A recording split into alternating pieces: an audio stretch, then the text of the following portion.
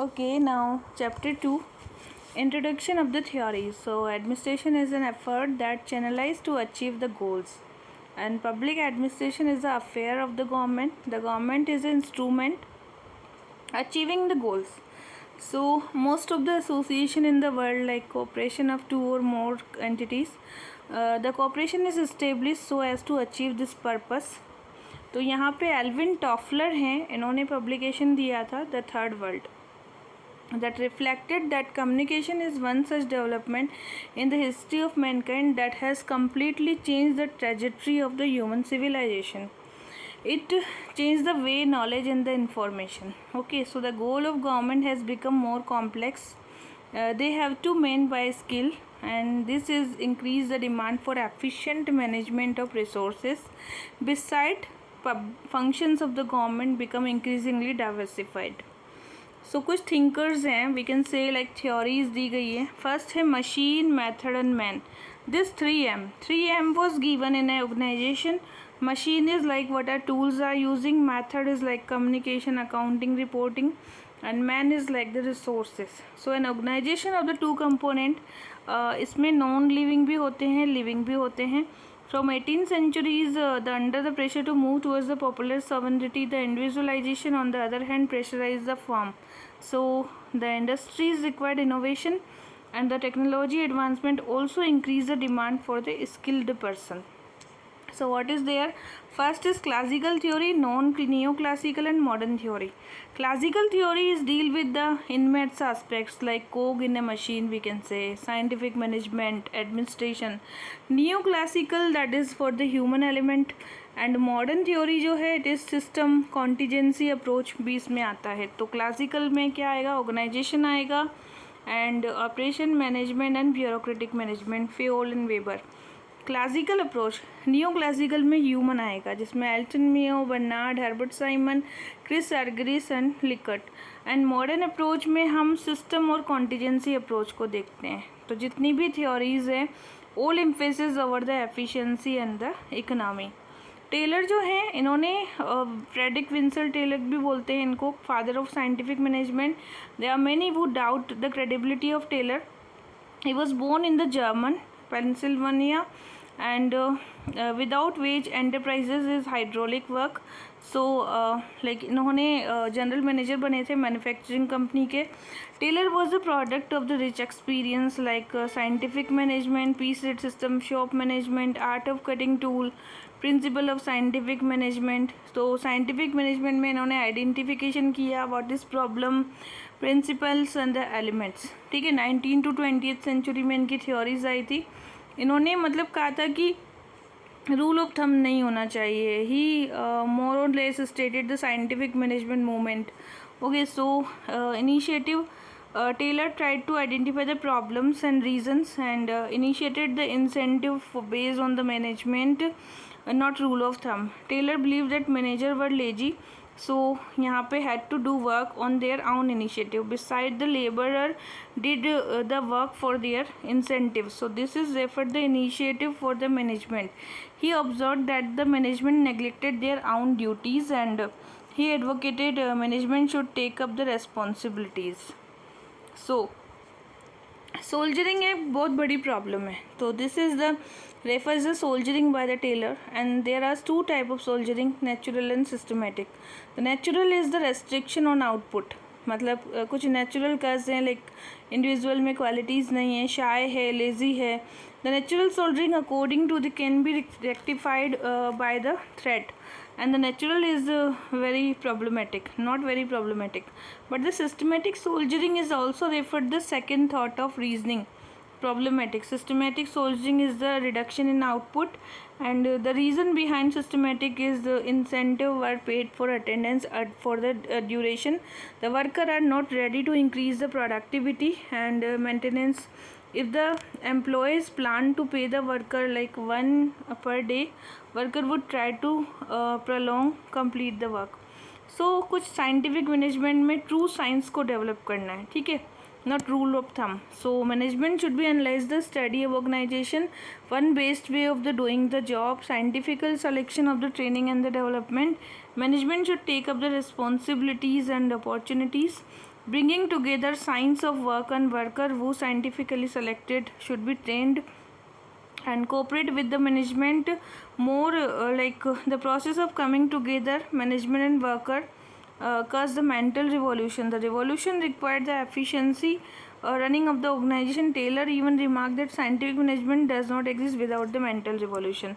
तो इन्होंने कहा कि mental revolution is very important and division of the work and responsibility. The manager, according to the Taylor, should take up the work and responsibility. And now, science not rule of thumb, harmony not discard, cooperation not individualism, maximum output and development of the efficiency. So element of scientific management में one best way how to do the job, and he gave the focus on how management could devise the methods, and he emphasizing how to do on the shop floor level में आप कैसे work करोगे. The time study, wage payment and functional foremanship.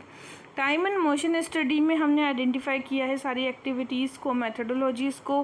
Taylor ने कहा कि he found that the average human worker could produce 12.5 ton of iron day. He selected name the could be produced 47.5. Now wage payment है, that is Taylor felt that payment based on attendance is disincentive, so payment should be rather based on the differential piece rate system. ठीक है, differential piece rate system, standardization, extraordinary wage देना चाहिए. Functional foremanship की बात की थी. It is he doubted on the linear system. तो उनको जो लीनियर सिस्टम है उसमें डाउट था. और मिलिट्री टाइप, ये कैसा है, एक मिलिट्री टाइप का सिस्टम है. ठीक है. So he was emphasizing over the functional foremanship. He replaced the system. In the functional foremanship, the worker were supervised by superior. Taylor then realized that this is against the principle of specialization, so recommended that one foreman should supervise one particular job. Thus the system got the name functional foremanship. पहले वाला जो system था वो against था specialization के. So all the scientific activity that suppose to be taken by the manager handled over the foreman. Okay. Now next is there were the 8 type of the functional foreman. Planning, execution. Planning के लिए work route clerk, instruction clerk है, time and cost clerk है. और execution के लिए gang boss, speed boss, inspector and repair boss है. Gang, speed, inspector, repair. Gang, speed, inspector and repair boss. ठीक है. तो everything related to the work such as time, technique, manpower, and this is he gave the language to work for clarity of working. Time and cost clerk maintain the records, and the disciplinary and responsible for the norms, and the gang boss is responsible giving the instruction to the card to the work, and he demonstrated the manner of doing the job to worker so that target achieved in the time. अब इसने O&M की भी बात की थी. जो repair boss होते हैं, it is responsible for the O&M. ठीक है. Now the concept of division of work is planning execution was subsequently incorporated journalist, specialist, line and staff. So he specified 9 quality of good foreman: education, spatial technical knowledge, manual dexterity, energy, honesty. ठीक है. तो इसने industrial engineering की भी बात की थी. इसको हम फादर ऑफ इंडस्ट्रियल इंजीनियरिंग भी कहते हैं या father of scientific management. Principle क्या है? Taylor also knew about the exception. According to him, manager had to intervene if the worker were unable to meet the targeted output.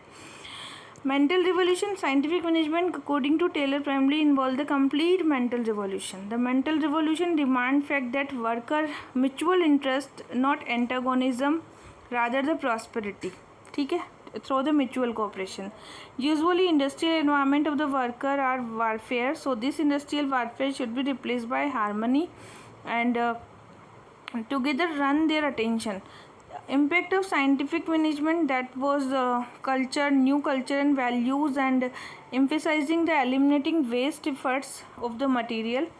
The practice of scientific management was the government. There was a great deal, and that was New York, Philadelphia में भी हुआ था. So scientific method developed by the Taylor, influenced by the great leader. So that was Grant, Frank and Gilbert. इसके बाद है इसने की थी वर्क स्टडी की बात की थी. and urged for the part of policy to centralizing, and the principle of scientific management was translated into the French, German and Dutch. Okay, now next one is Henry Fayol की बात करते हैं. ठीक है, हेनरी फ्योल जो थे 1929 में इनकी बुक आई थी general and industrial management, English translation हुआ था. बुक पब्लिश कब हुई थी? 1916 को ये पब्लिश हुई थी. ठीक है, तो Fayol is worked like the Taylor were produced for rich experiences 1841 and graduated mining engineering जो भी है. ठीक, now there is a Fayol Science of Management, rather replaced by Rule of Thumb and Universality of the Administrative Theory. Fayol, there was no difference between organization and the goals को कैसे achieve करना है. So कैसे भी organisation हो, it must be big, small, religious, political, goals हमेशा same ही होते हैं. कुछ एक्टिविटीज़ होती है सबको फाइंड करनी होती है.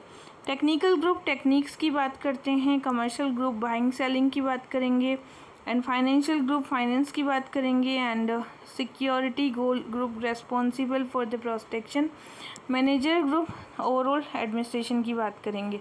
तो यहाँ पर हमको PO-CCC दिया था सबसे पहले इसने.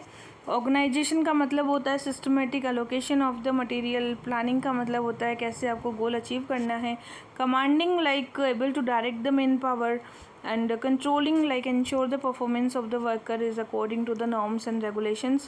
फ्योल ने फोकस किया था कुछ अप्रोचेस थी.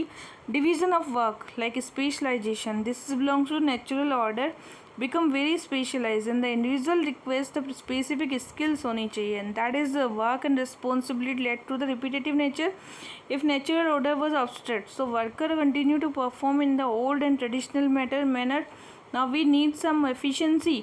फ्योल ने कंटिन्यूड किया अथॉरिटी एंड रिस्पॉन्सिबिलिटी को. It is right to get things done by subordinates, discipline which is very important towards the norms, unity of command, that is also achieving the unity of command according to the functional foremanship, unity of direction is also important. Subordination की जगह हमें general interest चाहिए, remuneration देना है, centralisation होना चाहिए. ठीक है, स्टैंडर्डाइजेशन होना चाहिए. So scalar chain is also it is a hierarchy. So each layer of the hierarchy is bind to another layer, and this relation called the line of control and chain of command. And if the line of command broken, it resulted the chaotic scenario. So यहाँ पर देखिए order की बात की इन्होंने एक gang Planck की बात की थी which is very important. Gang plank का मतलब होता है कि भाई आप डायरेक्टली अगर बात करना चाहते हो क्यू से ओ को, तो आप पहले पी से कंसल्ट नहीं करेंगे, आप डायरेक्ट भी बात कर सकते हैं. तो level jumping and the gangplank is also given by him. Order means to direct और command, but order here means placing the right man at right place. Okay, equity का मतलब होता है broader term comparing to the remuneration, मतलब comparison होता है ना remuneration में, तो इक्विटी मेंटेन करना है रेमुनरेशन में. पेमेंट में इक्विटी का मतलब होता है पेमेंट जो हो वो आपकी इक्वल हो. Stability of the tenure is also important. ठीक है, स्टेबिलिटी में बिलीव करते हैं. इनिशिएटिव का मतलब होता है कि manager should always encourage the initiative. Esprit de corps मतलब सब इनको साथ में लेके काम करना. यूनिवर्सल एंड फ्लेक्सिबल प्रिंसिपल है. हेनरी फ्योल का था managerial and functional approach, division of the work. Taylor का था shop floor management and functional foremanship. Henri Fayol observe that he is 14 principle and universality of the principle should bring the rigidity. So 14 principle were the flexible. So in this principle centralization, Fayol himself was decentralization की तरफ जाते हैं, and he was observed that level of specialization should be optimum. And criticism, it is quite natural that any scholar can't be criticized, but he given the 14 principle, equity, remuneration, and likewise subordination, individual interest to general interest. And that is all the 14 principle had their own uniqueness. Peter Drucker criticise करते हैं क्योंकि ये बोलते हैं कि इनका जो model है that is mechanistic and universal है, and Fayol theory of management was based on the single dimension. So Fayol की जो थ्योरी है बहुत नैरो है, बहुत पैरोचियल है, लैक ऑफ लॉजिक है, डिज़ाइंस नहीं है, so it was unrealistic. Now Peter Drucker therefore argued that any more complex and more dynamic than the typing Fayol time was demand performance capacity. Fayol का जो unity of command है ये criticize करता है, like Gulick और Urwig both believe that the application of principle of unity of command would be overlap the chief executive को ये overlap करेंगे. ठीक है, so that was the problems with the fuel, इसलिए कॉन्फ्लिक्ट होता था वहाँ पर। ठीक, कम्युनिकेशन एंड कोऑर्डिनेशन की बात करते ही हैं ये। अब हम चलते हैं नेक्स्ट, ये है हमारे Luther Gulick and Urwick. Luther Gulick और ओरविक की जो पुस्तक है that is known as the New York city में ये आए थे सबसे पहले एडमिनिस्ट्रेटिव की तरह। जापान में थे Gulick and National Defence Council First World War के समय इन्होंने वर्क किया। Then Gulick came to be the number of the books और आर्टिकल लिखे थे इन्होंने। Administrative reflection of world war second, metropolitan problem of American idea, modern metropolitan city New York, paper of the science of administration. ठीक है, फिर गुलिक और Urwick ने similarities भी थी, दे बिलीव इन पॉलिटिकल फ्यूजन्स की बात करते हैं एंड क्लासिकल थ्योरीज दोनों ने दी थी। They classical theory believe in the centralization. ठीक है, सेंट्रलाइजेशन की बात करेंगे। They are administration is an art and as well as a science की भी बात की इन्होंने। अब लिंडन, ओरविक एंड गुलिक जो हैं that was both provided the broader perspective of administration. Gulik in the Japan he serves a national defense council and then he served for administrative of New York City। फिर इन्होंने क्या किया, they believe in political fusion and dichotomy पर believe करते थे और the classical era theory believe in the centralization. Gulick और Urwick ने डिसेंट्रलाइजेशन की बात की थी। Administration is an art and as well as a science, ये भी इन्होंने बताया था। तो ये किस की बात कर रहे हैं, they are talking about the decentralization. Now before that the centralization, these skill require nothing but the form of arts improving the skills। so इनका क्या था, पोस्कोप था। पोस्कोप में था planning, what to do, how to do, organizing, structure क्या है, staffing like personal administration, directing मतलब कोऑर्डिनेट करना, कोऑर्डिनेटिंग मतलब सबको साथ लेके चलना, यूनिट्स को रिपोर्ट करना सुपीरियर को, एंड बजटिंग मतलब उसका फाइनेंशियल मैनेजमेंट करना। सो गुलिक एंड ओरविक के कुछ प्रिंसिपल्स भी दिए थे। डिवीजन ऑफ वर्क का प्रिंसिपल था डिपार्टमेंटलाइजेशन, जिसको 4P कहते हैं। This is non purpose, process, person and place. ठीक है, Gulick observe the 4P is the only 1P basis for the formation of department। coordination and hierarchy, this is also one of the principle given by them and achieve the coordination through the hierarchy। ठीक है, फिर है deliberate coordination। deliberate का मतलब होता है by ideas, bring the harmony and the clarity and the conflict नहीं होना चाहिए। coordination through the committee, so this is also important। the classical theory believed that the whenever there was a difference between the superior subordinate, the conflict always revolved the this decentralization that was observed by the responsibility of local work, then authority should be decentralized। unity of command, that was also important। staff and line, that was the line agent was for the administration, staff agents are the one who assist the line agency and these perform the secondary function। ठीक है, so the difference line and staff is relative. Delegation, that was Gulick should consider only the important function. Span of control, that was number of the subordinate should be limited. So further observe the number of subordinate increase the arithmetic. The Graicunas ने दिया था span of control को। सो ये एक French consultant थे। Graicunas came with the formula, that is the Graicunas formula, जिसको हम कहते हैं n 2 की power n/n2 plus n-1। Okay, and this was the total relationship कितने, 6 से n की वैल्यू 3 है तो ये हो गए 18। So Urwick was also came with the 10 principle of structure, unity of leadership, unity of command, staff and general special staff and division of labor, delegation is commensurate authority and responsibility, span of control दोनों ने दिया है। Unity of leadership है, unity of command भी है। Structure की बात करेंगे ये ओरविक, और स्टाफ की बात करेंगे कि जनरल और स्पेशल स्टाफ होते हैं। तो staff can be broadly categorising the two. तो स्टाफ को किसने कैटेगराइज किया था, तो ध्यान रखना है हमें, it was categorize by the Urwick. ठीक है, and the general staff are one वो is provider assistant to the manager, and special staff वो हो जाता है जो कि प्रोडक्शन एंड टेक्निक्स की बात करता है। Division of labour, so division of labour is called the specialization and this is division of work and they consider the principle centre. Delegation is like should keep the important function with him and the rest should be delegated to subordinate। Okay, now the universal and provisional जो भी है, the principle of Gulick and Urwick was universal and like other classical theory, if a principle applicable in one organization then applicable to other also. They believe that the principle was universal. Both Urvik Gulick believe that one can't find the perfect inherent idea, so the principle was considered to be the effective with the position. Now phenomena of the change, सबसे पहले है locomotive change करना, communication, increasing the role of the international bodies and the increasing role of the national government. ठीक है, तो that is important phenomena by them. Criticism भी किया गया था कि डाइट वॉल्डो और साइमन जो थे इन्होंने क्रिटिसाइज़ किया. Simon remark at the classical theory जो है ये मतलब फेल हो गई है एविडेंस देने के लिए, एंड कम्युनिकेशन नहीं है इनके बीच में, स्पेशलाइजेशन की बात होती है but that is not wall true.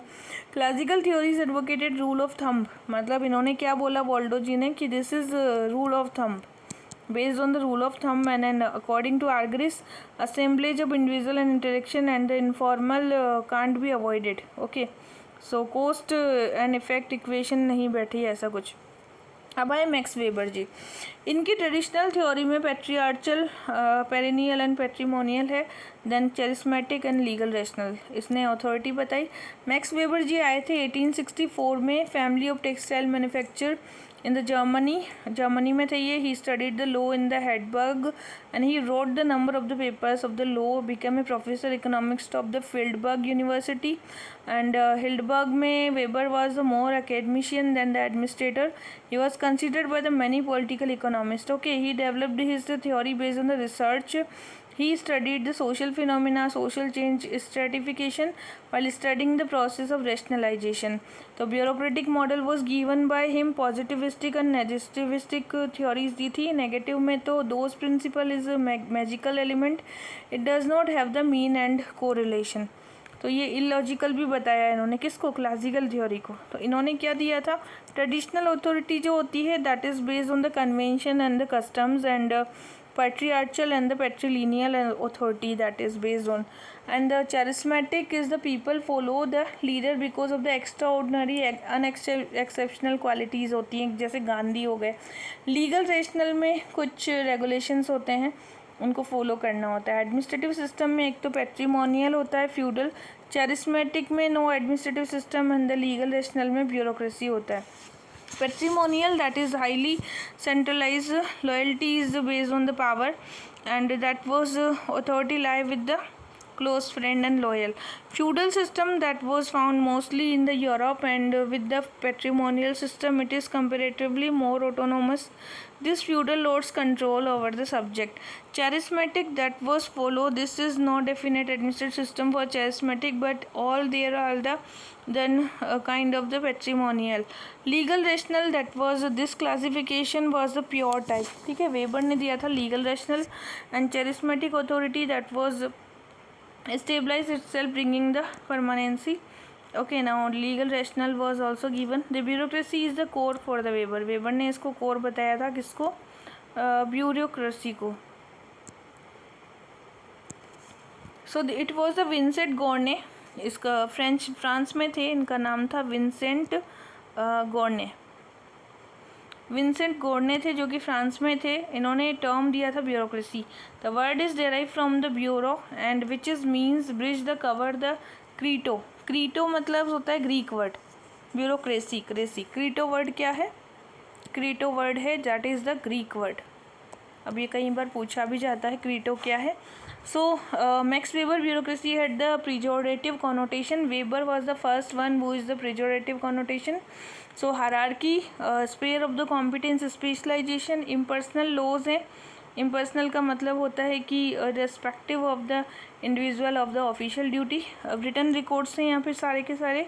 and merit based system, detached spirit is also career system, and no bureaucratic head, कोई head नहीं है. ठीक है, it is like organization is appointed officer, so they are came from the written examination rather than any head.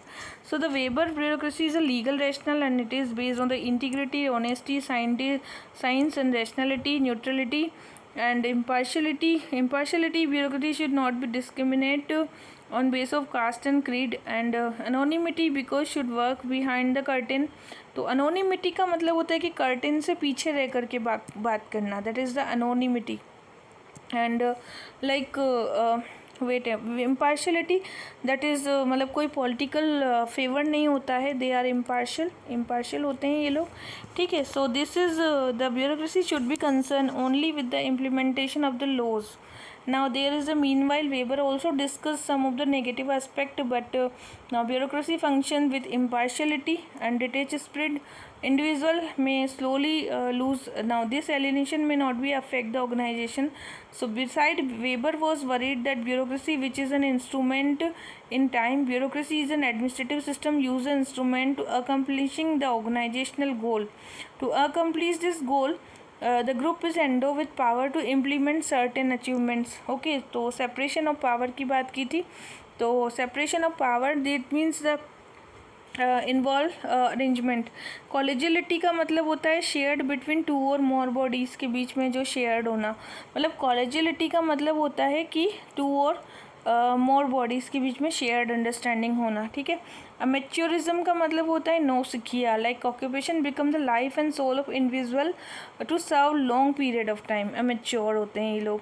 This can be avoid the individual are recruited temporary, but this individual will work for the welfare of the state, that is amateurism. Direct democracy होता है, that is directly involved with the people, and representative democracy is also part of this. So emergence of the bureaucracy, that is responsible for the system, industrialization, money economy, demand for efficiency and the effectiveness. There was need for systematic scientific approach. Bureaucracy was an answer to the demand, the remuneration, and the capitalism believe in the competition, the further increase the need for efficiencies, and finally that was the bureaucracy. Criticism क्या है? Weber की जो bureaucracy है most revered model है, and that was a group of theory including the Robert Merton, Philip Selznick and the Gouldner criticize करते हैं. Merton ने बोला था कि bureaucratic model is typically victim of formalism and ritualism which lead to the displacement of the goal. Legal rational model weber ने दिया था, and that was Merton, who was an eminent social scientist, conducted a number of the imperial studies, gave so much importance for the rules and regulations, and that was against this welfare state. Merton was providing more sophisticated vindication of the view that bureaucracy means inefficiency.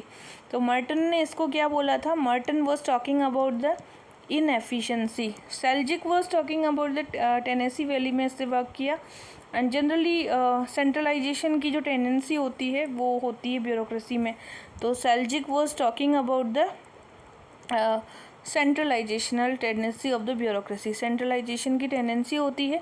So this is time goal of the sub unit country to organization, therefore final code of organization get displaced. ठीक है, अब है patterns बताए गए. Alvin Gouldner after conducting the empirical study help of the person, and Alvin Gouldner distinguish the two major type of bureaucracy, एक the punishment centre और representative. तो gardener ने हमको दो तरीके की क्या बताई थी? ब्यूरोक्रेसी बताई थी, and that was the representative bureaucracy. Okay, so this is Gardner observed that the ensure the maximum productivity, the superior had the illusion, so subordinate try to escape this loop just by the adhering to the minimum acceptance performance. Lawrence Peter जो थे, Peter was talking about the incompetent bureaucracy. So Weber claimed the bureaucracy is a merit based होती है, लेकिन Peter बोलते कि ये incompetence होते हैं, वो सिर्फ एम्पायर बिल्डिंग करना चाहते हैं. So that was incompetent which is given by the Peter, and the person who is most competent is lower level, and the expertise in the relation to further position is not analyzing by the expertise to the occupying. Now the Parkinson जो है, he was talking about the empire building of during the decolonization. So Parkinson's law, the law of the rising pyramid, इसका मतलब है law of the rising pyramid, law of the rising pyramid, and that was given by the Parkinson. ठीक है. So now there was a bureaucracy is reactive than the being proactive. Post Weber में Weberian bureaucracy emphasize structure, work division, differentiation, politic, administration, distinction. Design bureaucracy rigid होती है, impersonal होती है, collectively refresh by the Weberian. Now theoretical development में हमने 9 innovative streams दी हैं, जिसमें public choice, bureaucracy, democracy, critical theory approach, anti ideology. Public choice school that was Anthony Downs and the Tulloch, William Niskanen, and this was they consider that central problem है बहुत सारी, so goods and services को हमें provide करवाना है. ठीक है. Bureaucracy and the democracy. Max Weber bureaucracy emerge as the belief of the democracy. Bureaucracy कैसा होता है? This is the top down approach. This is principle of hierarchy based on standardization of the work and the exclusively bureaucratic. Democracy जो होती है ये bottom up approach है. जैसे कि हमने बताया था आपको गुड गवर्नेंस में और डेमोक्रेसी में क्या अंतर है. तो good governance top down approach थी, वैसे ही ब्यूरोक्रेसी भी टॉप डाउन अप्रोच है लाइक ए गुड गवर्नेंस. लेकिन डेमोक्रेसी कैसी है? बॉटम अप अप्रोच है. Democracy believe in the equality, bring about standardization in diversity and the inclusive approach होता है. ठीक है. सो क्रिटिकल थ्योरी क्या है? ये हैबरमास ने और क्लाउस हॉफे की थी and Frankfurt in the Germany में ये हमारे पास आई थी. That was highly critical to the Weberian bureaucracy. It did not deal with the dynamism. Critical theory advocated the systematic rationality based on the humanization and democratization of the free flow of the communication. Phenomenology approach जो है that was intersubjective and Goffman believed the responsibility of organization not the complete act. Rather, phenomenological approach is rejected the Weberian model. An individual in the Weberian bureaucracy are selected to particular position. The individual get the remuneration for performing the work and the individual have no discretion. So phenomenological approach is based on the position should function differently according to the occupation. Okay, so the job is organization is created because of the your work. So an anti ideological and anti Eurocentric approach थी जो कि वेबरियन model से ही आया था. So these is the president demand for the non ethnocentric approaches. And normative questions are the recent time have been asserted the meaning of the efficiency of the administration. These increase the values. अगर कहीं पर हम normative की बात कर रहे हैं that means we are talking about the values. The emergence of philosophy of neoliberalism and public interest philosophy that was about the यहाँ पे नॉजिक ने भी इसकी बात की थी. Now inter theoretical linkage होते हैं that is गुड गवर्नेंस. अब गुड गवर्नेंस क्या होता है? Governance is institutionalize the network and that was good governance means the governing by the network. So Marx जो थे bureaucratic model that was Max Weber and it is interdisciplinary bureaucracy in the modern society. जिस यहाँ पे बहुत से complex structure होते हैं. Reformist view होता है दैट वाज द मर्टन ने दिया था इसको. ठीक है, अमेरिकन स्कॉलर ने. And now next revolutionary. Karl Marx को रिवोल्यूशनरी बोलते हैं because is considered a different perspective and that was Marx and Engels both was discussing about this. Now next is Karl Marx that was in Germany. He studied the University of the Berlin and he was always politically rebellion student and he was critic on the Hegel की जो philosophy of right थी उसको इन्होंने critic किया था. Marxist revolution theory was a deal with the human society. So primitive से बाद में एंशियंट, फिर फ्यूडल के पास, फिर कैपिटलिस्ट आएगी, फिर कम्युनलिज्म आएगा.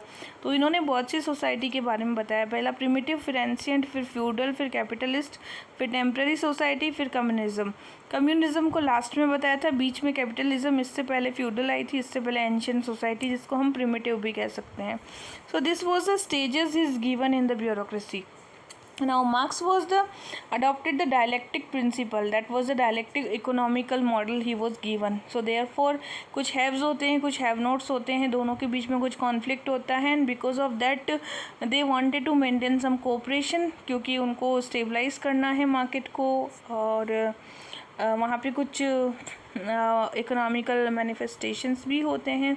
यहाँ कुछ ग्रुप्स होते हैं like religious, cultural and festival groups होते हैं. ठीक है. So Marx theory was the monocausal theory and economy is the substructure and now the handmade institution promote the protect the interest of the dominant classes. Okay, so the superstructure promote protect the perpetuate interest of the bourgeois and Karl Marx remarked the what fetishism and commodity is to be the now Karl Marx came before the Max Weber and Marxism refer to the post Weberian and according to the Weber bureaucracy take care of all. bureaucracy सबको take care करता है but Marx believed the bureaucracy take care of particular section of the society. Okay, now the Marxism focused on the communalism and that was bringing about the stateless society. हमें एक stateless society चाहिए. This will be break the infrastructure exploitation and class struggle नहीं होगा. Marx philosophy become more and more relevant in 60s and neo-Marxism आया था, that was reinterpretation of the origin of the Marxist fundamental. Neo-Marxism including the neo-philosophy and the now Habermas and the bureaucracy was enjoyed the comparatively more autonomy here. Eastern Marxism था, that was based on the Marxism and can be read the Marxism, Leninism, Stalinism. Now next was in post Weberian structure. Post Weberian structure जो था legal rational organisation का था. An organization relation to the environment changed rapidly and that was become more turbulent. So organization of the today is the fluidic, dynamic नहीं है. We need a dynamic administration. Okay, so the Weberian bureaucracy is static है and rigid structure. It does not recognize the dynamism. So Weberian bureaucracy is ill-equipped to deal with the contemporary situations. So a number of the organization improved their structure and function, deal with the dynamism like matrix organization हो गया, boundaryless virtual organization हो गया. Project organisation कौन से होते हैं? ये small flat autonomous organisation होते हैं जो कि कुछ स्पेसिफिकली टास्क पर वर्क करते हैं. ठीक है, so that was the goal oriented होते हैं and this group is referred the project organization. Specific goals are important. So matrix organization is modified version of the project and like the project organization it's small, flat and goal oriented, but it is has grid like, मतलब grid की तरह इसका structure होता है. That is the matrix organization and it has the capacity to maximize human resources and matrix suffer from the disadvantages. So grid like structure there is possibility to the less conflict. ठीक है, तो matrix organization are use to interchangeably of many places in place of the grid. Free form organization भी होते हैं जो कि बहुत ज़्यादा फ्लूइडिक, डायनेमिक एंड फ्लेक्सिबल होते हैं. सो एल्विन टॉफलर जो थे he discuss about this kind of. Hannan ने पॉपुलेशन ऑफ इकोलॉजी में इसके बारे में डिस्कस किया था. एंड वर्चुअल ऑर्गेनाइजेशन कौन से होते हैं? This type of organization ascertain in reality, difficult to ascertain in the reality. Reality नहीं है, वर्चुअल है. So this is understanding ideas of many associated systems. Okay, now next is in recent time become very demanding. Virtual organization काफ़ी ज़्यादा demanding है. Boundary less organisation कौन सा होता है? जिनकी कोई बाउंड्री ना हो, like hierarchical and the span of control की हम बात करें तो that is boundary less organization. Hierarchy और स्पान ऑफ कंट्रोल से ये बनते हैं. ठीक है, कुछ हायरार्किकल रिलेशनशिप होते हैं जिसको इरेज करना होता है. क्रॉस हायरार्किकल रिलेशन बनाए जाते हैं तो कुछ बाउंड्रीज रहेंगी, नहीं तो बाउंड्री लेस हो जाएगा. वर्चुअल टाइप सिमिलर हो सकता है, थोड़ा बहुत सिमिलर है. And this is also decentralised. Theory Z किसने दी थी? That was model organisation. In fact American organisation were epitome for the efficiency. So this Japanese organisation है जो कि थ्योरी एक्स में बेटर प्रोडक्टिविटी एंड क्वालिटी चाहिए सिस्टम में. That's why Ouchi was an organisation. He observe the following. An American organisation was based on the merits and the American organization followed the principle of hire and fire. So we need a recruitment of the Japanese organization and that was promotion based on the prolonged process of the evaluation of the performance. So if the basis of this Japanese organization was permanent, this bring about the more psychological attachment. Decision in Japanese was based on the Ringi system. Ringi system was in the Japanese and this performance in the organization were integrated by the social activities. So theory O&M W advocated for the organization does not depend merely on the participation but X, Y and Z तीन type की theories होती हैं. This was emotional feeling being with the employee. That's important in that. Now next Mary Parker Follett को हम पढ़ेंगे. तो folate जो है इन्होंने 1868 में बॉस्टन में इन्होंने पढ़ाई की थी, लाइक बॉर्न हुए थे सॉरी ये. एंड उसके बाद में वहाँ बॉर्न हुई. फिर she also had exposed industry and speaker of the House of Representative new state in 1920. creative experiences 24 में, dynamic administration भी 24 में दिया था. so from 1868 to 1924. ठीक, doctrine of interpenetration, doctrine of wall and participative democracy and the critical to classical theory. तो doctrine of interpenetration, man being the gregarious love to get identified, identification बहुत ज़रूरी है, that was इंटरपेनिट्रेशन इनका ही था। Doctrine of wall का मतलब होता है कि ग्रुप होते हैं वो इन्फ्लुएंस करते हैं इंडिविजुअल को और कुछ ना कुछ कलेक्टिव आइडियाज़ उसमें से आते रहते हैं, that is called the doctrine of wall. Participative democracy का मतलब होता है कि कोई डेमोक्रेसी है जो कि आपस में कलेक्टिव कोऑपरेट कर रहे हैं, हारमनी है वहाँ पर, interest of group of the interest of individual is also there. So critical classical theory में फॉलेट ने हमें कुछ प्रॉब्लम्स बताई, that is the conflict, order, leadership, power, authority and the planning and coordination. ठीक है, तो इन्होंने कहा था कि रिप्रेजेंटेटिव डेमोक्रेसी होनी चाहिए। ठीक, इसके बाद इन्होंने कहा था कि based on the law of constant, but Follett advocated the law of coaction. ये कोएक्शन पर ज़्यादा बात करती हैं और डेमोक्रेसी जो है कोएक्शन और कलेक्टिव अप्रोच पर वर्क करता है। तो इन्होंने कहा था कि मशीन को कोग इन व्हील की जगह हमें अच्छे से वर्क करना है, एफिशिएंसी बढ़ानी है सिस्टम की। कॉन्फ्लिक्ट इनवाइटेबल होता है, इन्होंने कहा कॉन्फ्लिक्ट तो आएगा ही आएगा जब भी आप कोई वर्क करेंगे। तो इन्होंने कहा कि कॉन्फ्लिक्ट की वजह से डिस्ट्रक्शन भी होता है और कंस्ट्रक्शन भी होता है, तो हमें कॉन्फ्लिक्ट को क्या करना है, अंडरस्टैंड करना है। ठीक है, तो इन्होंने बोला कि कॉन्फ्लिक्ट में आप बिल्डिंग एंड एटीट्यूड कर सकते हैं, providing positive release, augmenting the releasing responses is also. Leadership के बारे में इनका रोल था कि refer to the particular phenomena, individual able to understand the situation, able to encourage the initiative for the individual, and leader should be able to show that order is integral to the situation। मतलब कोई leader होगा तो वो problem को understand करेगा, फिर वो desired initiative को फुलफ़िल करेगा एंड देन वो इंटीग्रेशन करेगा।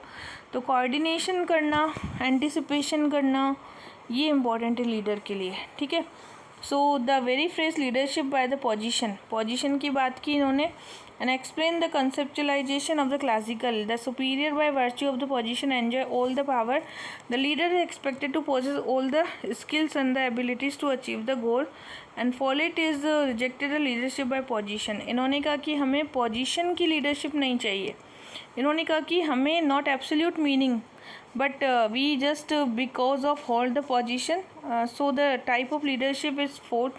So an individual who may be lower in the position may become a leader because of the exceptional and the extraordinary qualities होती हैं। This is refers leadership of personality। तो हमें कुछ ना कुछ extraordinary qualities होती हैं जिसकी वजह से हमारी पर्सनैलिटी डेवलप हुई है। ठीक है, and the leadership of position and the leadership of personality are two different types. हमें पोजीशन नहीं लेनी है, पर्सनैलिटी डेवलप करना है।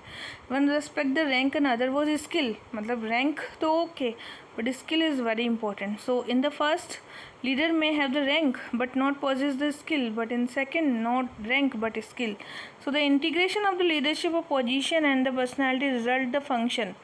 तो हम दोनों का इंटीग्रेशन कर दे, पोजीशन भी मिल जाए, पर्सनालिटी भी अच्छी हो जाए, तो फंक्शंस बन जाएंगे। पावर एंड अथॉरिटी के बारे में बताया था कि capacity to produce the results and power according to the followed should not be coercive. Power coercive की जगह हमें पावर ओवर की जगह पावर विथ, मतलब हमें पावर विथ यूज़ में लेना है, ओवर यूज़ में नहीं लेना है, कोर्सिव नहीं। ठीक है, the condition of the job is impartial important. So building the attitude, providing the positive release and augmenting the responses। leadership में इन्होंने कहा था कि it referred to the particular phenomena, able to understand the situation, then coordinate करना है, and leadership by the personality and the function।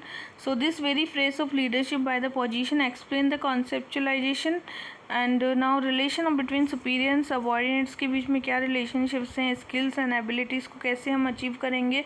individual who may be lower in the position, तो exceptional extraordinary qualities होनी चाहिए उसके पास में। ठीक है, so that was the respect करना है हमको, रैंक स्किल दोनों की। ओके, सो हमें फंक्शनल लीडर बनाना है किसी को।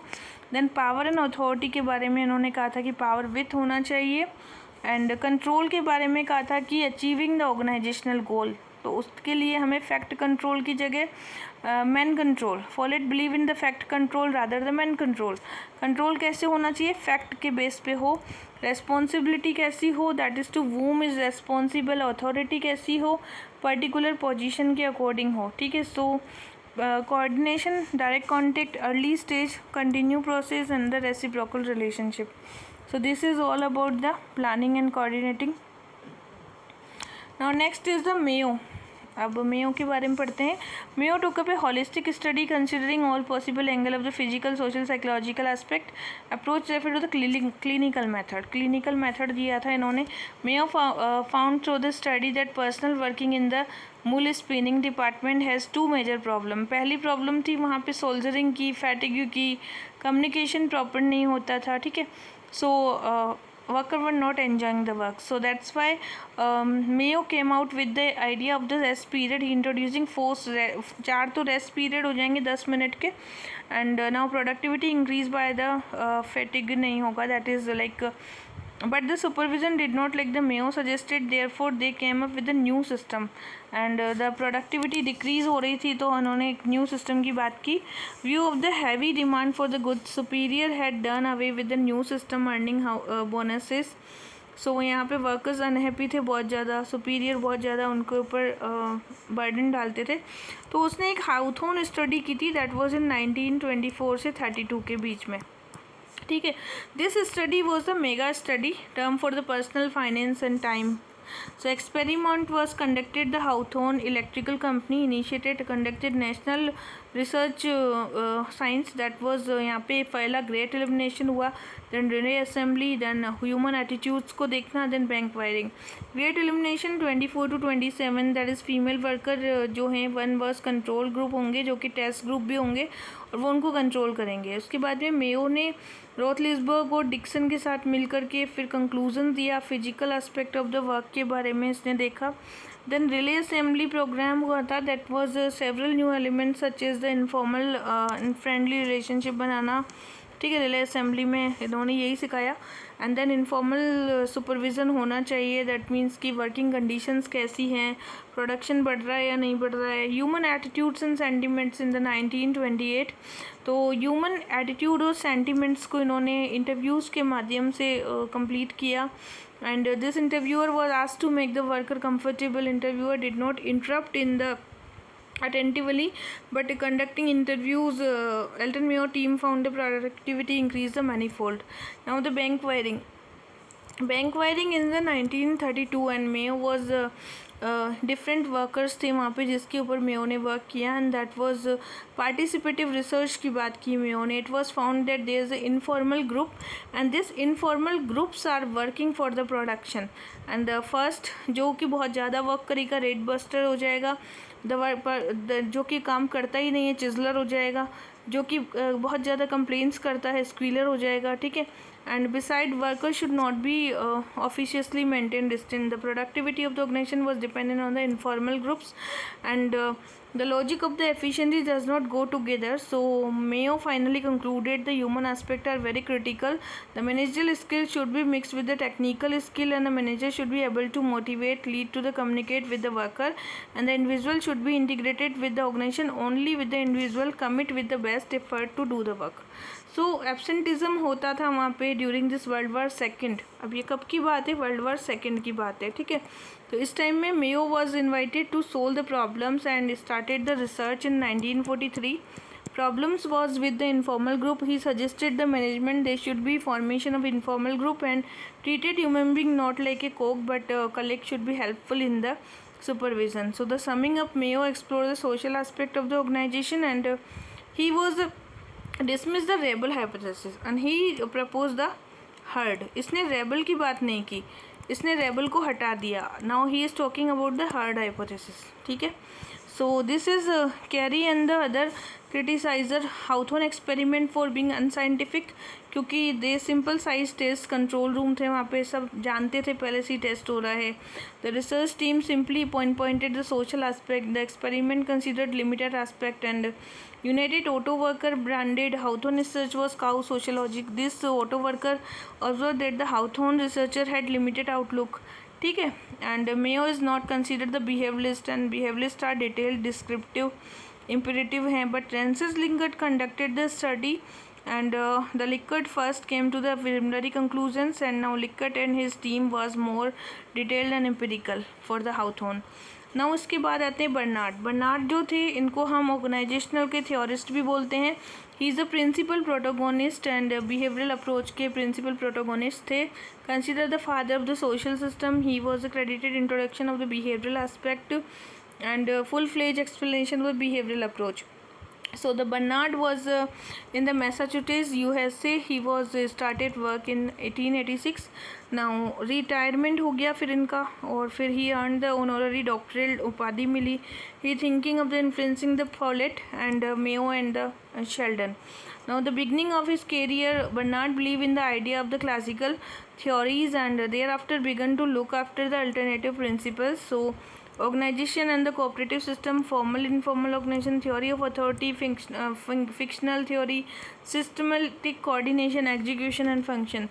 Organization and the coordination was given by the limitation, but now these limitation are mostly biological. So these limitations have forces the main to enter into the calculated, deliberative, purposeful cooperation. So the Barnard observed the organization is cooperative social system rather the system of the consciously coordinated activity. He emphasizes the organization not all position, it is a set of functions, it is system of composed human being system which a whole always greater than the sum of the part. An organization has a 3 major ingredient होते हैं. Common purpose होता है, वो willingness to contribute and communication होता है. ठीक है, so this is important. And the individual of the organization should contribute to fulfill the common purpose. The organization need commitment, contribution, satisfaction, equilibrium चाहिए होता है, and this is return for his contribution. So equal contribution होगा तो satisfaction मिलेगा. Contradiction नहीं होना चाहिए, mono motivation होता है इससे, and that was non monetary. मतलब contribution is very important but no contradiction. He explain about the concept of the inducement and now the general incentive are the conditions like associated attractiveness. Working conditions क्या है, opportunities, communication. Specifies the inducement like material inducement है, personal non material है, desirable physical condition, ideal beneficiary of the workman. The inducement can't be applied mechanically. Inducement जो होगा that is based on the dynamic process. Now formal and informal. The formal organization that is discussed for the common purpose होता है जिसका, and aggregate personal contacts होंगे जिसमें. And Barnard gives a scientific definition of the formal and informal organization. And Barnard major contribution is regard the formal informal organization observed for this improve the productivity. So informal aspect of the organization was a smoothen the communication. The informal organization was help to the protect the personal integrity, and the informal aspect of organization go on the stabilizing the zone of indifference. ठीक है, so the Bernard ने दिया था observe the authority lies with the character of the order, and he did not agree the position view of the authority, but he was introduced a new concept of the authority, satisfaction of the character of the order. So the consistency with the organization, order should be compatible with individual interests, physical and mental ability to comply with the order is important. Zone of indifference, that is zone of indifference type of the psychological state in visual, that is giving the order should not only the take care of the character of the order but also equal attention to the zone of indifference. ठीक है, सो zone of denial की जगह indifference दिया गया. Friction of the authority, manipulation of the manager. The manager should take advantage of the belief, and that was characteristics basis of the exercise the authorities, and that was Follett जो थी. Barnard remarking the people tend to the delegate the authority upward, better expertise related to the job rather than the people. So the acceptance of the order lies with the subordinate and the power of the veto lies with the subordinate. So Barnard tries to explain the acceptance theory. इन्होंने acceptance theory को understand किया, and he wanted to imply that the acceptance of order is in the hand of subordinate, and that was environment is also important. So the theory of coordination, that was coordination and communication. He also mentioned the decision making, responsibility and co-equal. And responsibility is the power of particular private code of moral control of the conduct of the individual. So moral, legal, technical and professional codes होते हैं. He was talking about the paralysis of the actions. So no blockages should be there. Guilt feeling नहीं होना चाहिए, innovative strategy होना चाहिए. ठीक है, Barnard remarks that the executive actions are always conditions by the morality, and responsibility is not complete rather than progress. Communication is simply exchange of informations and primarily function with establishing sound system of communication, structure a system of the communication, and that was important. Medium through the authorities communicated, like channel of the communication क्या है, and to complete the line of communication, and person serving for the communication, that is also important. So decision making पर भी इनका बहुत बड़ा lecture है. It's according to Barnard, decision making is a action involving deliberation, calculation and the establishing mean and end. Mean and and की बात किसने की थी? डेलिब्रेशन एंड कैलकुलेशन की बात किसने की थी? ये की थी बर्नार्ड ने. आप साइमन लगा देंगे, काम बिगड़ जाएगा. ठीक है. So decision making according to Barnard are of two type. Personal होते हैं, ऑर्गेनाइजेशनल. पर्सनल डिसीजन वो होते हैं जो कि प्राइवेट इंडिविजुअल लेगा. पर्सनल में आप लॉजिकल इरेशनल होते हैं, बट जब ऑर्गेनाइजेशनल डिसीजन आप लेंगे that is very logical, rational. Okay, so every decision of the two component, moral and opportunistic. Moral component is based on the achieving the goal by the medium of the opportunistic component, but the opportunistic component होता है that is the strategic. So strategic element including the factor that eliminate the ensure accomplishing of the goal. तो executive के कुछ functions बताए थे Bernard ने. Establishing the communication and essential services and executing the responsible behavior for the formulating the organization. अब आते हैं Simon. So Herbert Simon is a eminent American politician, social scientist है ये, and contributing in the decision making, administrative behaviour 47, research in the administration 53, new science of management 1960, shape of the automation 1960, and the science of artificial and the human problem solving 1972 में दिया था. Shape of automation 1960 में दे दिया था इन्होंने. ठीक है. और रिसर्च ऑफ एडमिनिस्ट्रेशन 1953 में. So Simon was very influencing by the Follett ideas and Bernard was giving the function of executive. Simon ने कंसिडर किया डिसीजन मेकिंग को. Simon criticising the traditional principles and the principle of classical theory, looked reasonable, logical की बात की इन्होंने. फिर according to the principle of span of control there should be a maximum 5 to 6 subordinate होने चाहिए. Principle of communication was increase the organization the moment principal span of control is added to the increase the level of organization. So इन्होंने span of control और communication को भी साथ में लेके चले. फिर डिवीज़न ऑफ वर्क होता है. इसके बाद में इन्होंने कहा कि जॉब जो होती है वो कैसे परफॉर्म करनी है. Departmentalisation based on 4 P's. Dysfunctional इन्होंने ऐसा कहा था because hardly any difference of the purpose and process में कोई डिफरेंस ही नहीं है. और फिर इन्होंने ministry of finance as almost same purpose and process, ऐसी भी बात बोली. मतलब ये र्यूमर्स की बात कर रहे थे, मतलब वही ग्रेप वाइन भी इन्होंने ही दिया था. साइमन ने क्लासिकल थ्योरी को क्रिटिसाइज़ किया था क्योंकि ये लोग मतलब एक दूसरे को काटते हैं, मतलब एक दूसरे की बातों को काटते हैं. They are not following the things which they provided. Simon were extent of referring principle of classical theories and scientific observe the classical theory is the fact rule thumb. They are based on the facts and rule of thumb. ठीक है. तो science nothing है permanent, everything is provisional. तो इनका जो main emphasis था, इन्होंने flexible जो प्रिंसिपल्स थे फ्यूल के, इसको भी इन्होंने कहा कि they principles are considered can't be considered as a principle of administration. फिर इनकी थ्योरीज है decision making, fact value, stage of decision making, types and models. Decision making में इन्होंने फैक्ट एंड वैल्यूज़ प्रोवाइड की थी. Explain the differences between factual component and the factual component means medium of the component and the value is the ethical. So Simon being the interested developing the science of administration should be built the factual premise, not the ethical. So administration science, like any science, is concerned purely with the factual. So there is no place for the ethical statement but view of the political dichotomy. He observed that the role of the administration is not factual but value aspect is important. Stage of decision making में इन्होंने कहा था कि it involve the series of activities like intelligence, design and choices.